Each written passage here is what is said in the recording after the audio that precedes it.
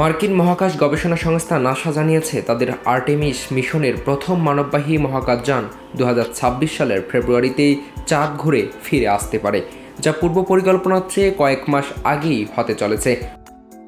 যুক্তরাষ্ট্রের এই বহুল আলোচিত আর্টেমিস প্রোগ্রাম হলো চাঁদে মানুষ পাঠানোর লক্ষ্যে গৃহীত একটি বহু বিলিয়ন ডলারের প্রকল্প, যা চীনের 2030 সালে চাঁদে মানুষ পাঠানোর উদ্যোগের সঙ্গে প্রতিযোগিতা রয়েছে।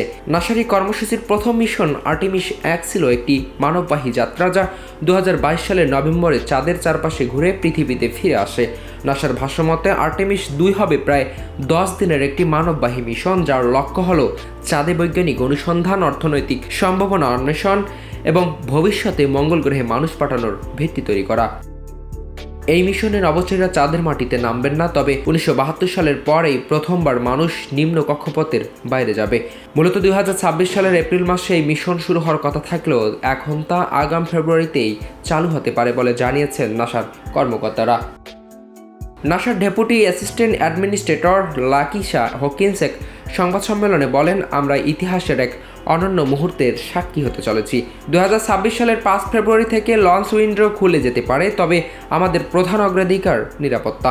এই মিশনটি সফল হলে তার পরবর্তী ধাপ হবে আর্টেমিস 3, যার লক্ষ্য চাঁদের মাটিতে মানুষ নামানো, এবং এটি 2027 সালে শুরু হওয়ার কথা। এই মিশনে স্পেসএক্সের স্টারশিপের একটি চাঁদ অবতরণযোগ্য সংস্করণ ব্যবহার করা হবে।